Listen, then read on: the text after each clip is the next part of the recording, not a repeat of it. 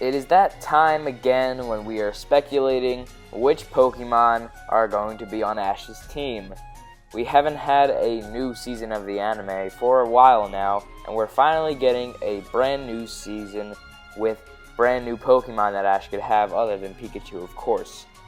A lot of people don't really like this change that Ash is going through with his art style. I'm not too fond of it, but I still like it. Like how they're going a different route, trying something new, but they're probably not going to stick with this.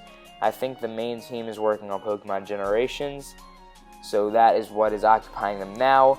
But today I'm making my own predictions of what Ash is going to have on his team, which Pokemon he's going to have. I tried to make the most realistic predictions, so Pokemon like Oricorio and Rimbombi that they don't really look like they're going to be that powerful, I didn't put on his team.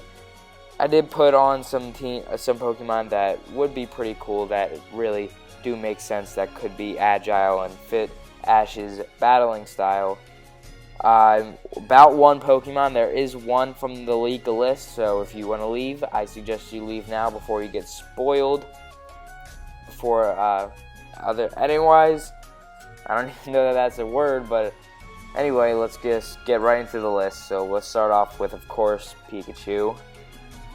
Of course, Pikachu was going to be on the list. He's in the trailers, and Ash will never get rid of Pikachu. It's the mascot of the series. You know the gist of it. Pikachu definitely has some great animation style that we have seen through the trailers, and I'm really excited to see how they move him and make him real agile and stuff. That's my new word for today. But I like the way that they're animating. They're really making this art style more animated than ever. Still prefer the other one. But Pikachu, of course. I mean, there's nothing really much else to say about Pikachu. Of course, Ash is going to bring Pikachu with him.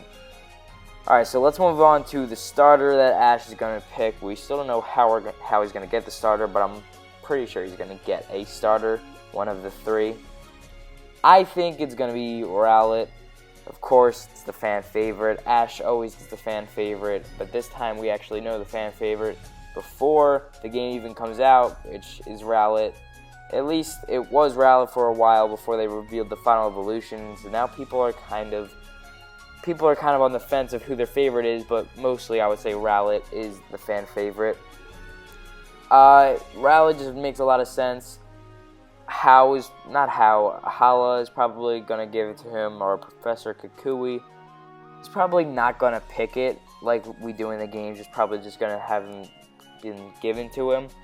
From the trailers, it doesn't really look like it's Ash's Pokemon, so we just have to see. But then again, none of the starters do. But I do not think that Primarina would be Ash's Pokemon, because Ash likes to move around, he likes to be real swift and everything, so I think that he would go with a more agile Pokemon like Decidueye.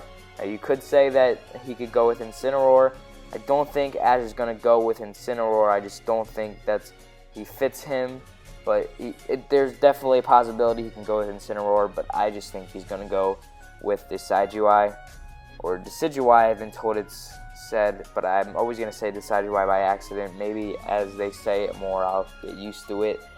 But Rowlet, and of course he'll evolve into Decidueye, which I'll have in a picture later, because I don't think he's going to evolve the first couple of episodes before he catches the next Pokemon, which would be Grubbin. There's definitely a huge possibility Ash is going to get a Grubbin. We've seen him interact with a Grubbin in the trailers.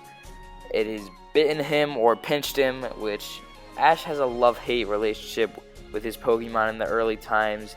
They usually don't treat him right, and in the end become best friends, like Pikachu and Charizard. So I think that Ash will get a Grubbin. It just makes sense. Now, I know you're saying Ash shouldn't have two electric types, and later on you're going to see that in my choice selection he's going to have another set of the same types. I have a habit of doing that a lot. I really shouldn't, but I still do it. Not proud of it.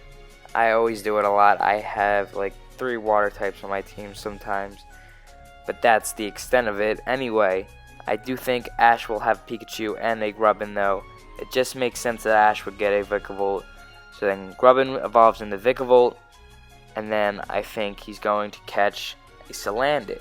I think Ash really fits the Salandit. I think Salandit really fits for Ash. It's sort of a prankster Pokemon that's, doing misconduct, but Ash, steers him in the right direction. I think that Ash's Salandit would make a really good story arc, that Ash finds a Salandit, or maybe nobody wants a Salandit, so Ash finds it, tells it to be a good Pokemon, trains it, and then makes a good Pokemon in the end for his team.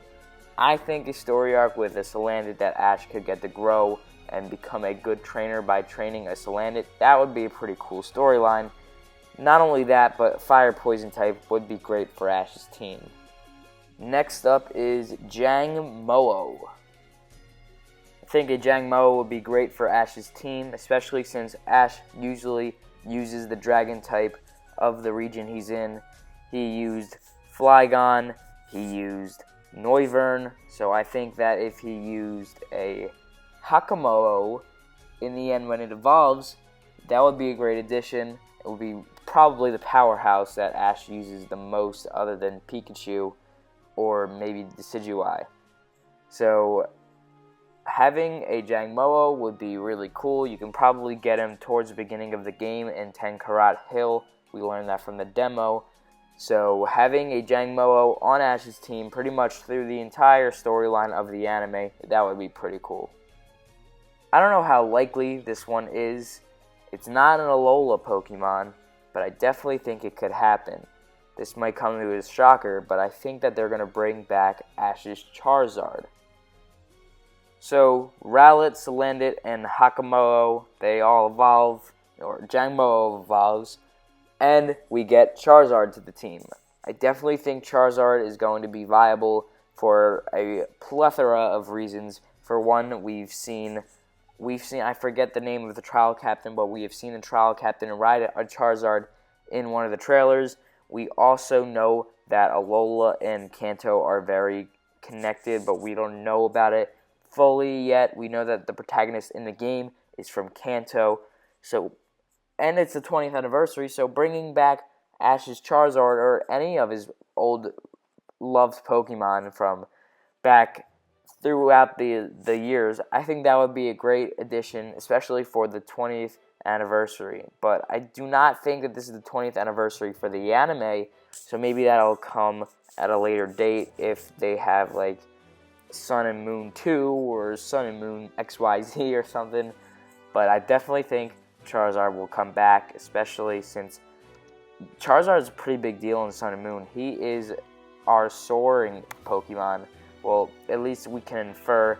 We know that flying and HMs are removed, most likely removed with Pokeride, and we've seen someone ride a Charizard, so you're, like, I would say a 98% chance you're going to be able to ride and soar on a Charizard in the game, so Charizard's pretty important. It would be a great way to connect the two games together, connect Sun and Moon to the anime. But if they weren't going that route and they were just using Alola Pokemon and Pikachu, I could say it could go a number of ways. Maybe Lycanroc probably could be up there. Maybe Wishiwashi or the evolution of Wimpod. It's all up in the air, but I definitely think this is my final decision for Ash's team. I know that I had to leave out Incineroar. He's probably going to get Incineroar as well. There's a chance from doing that, but I don't think it's likely. So hopefully you guys enjoyed this small video. Just for fun. If you liked it, subscribe, because I'm going to be covering a lot of Pokemon Sun and Moon. I know I said I was going to be covering the demo, but there wasn't really that much stuff to do. But definitely when Sun and Moon comes out, I'm going to be doing a lot of top 10s and a lot of fun stuff I'm going to be doing when the game comes out. So subscribe if you're excited for the game, really. Anyway, I'll see you guys later.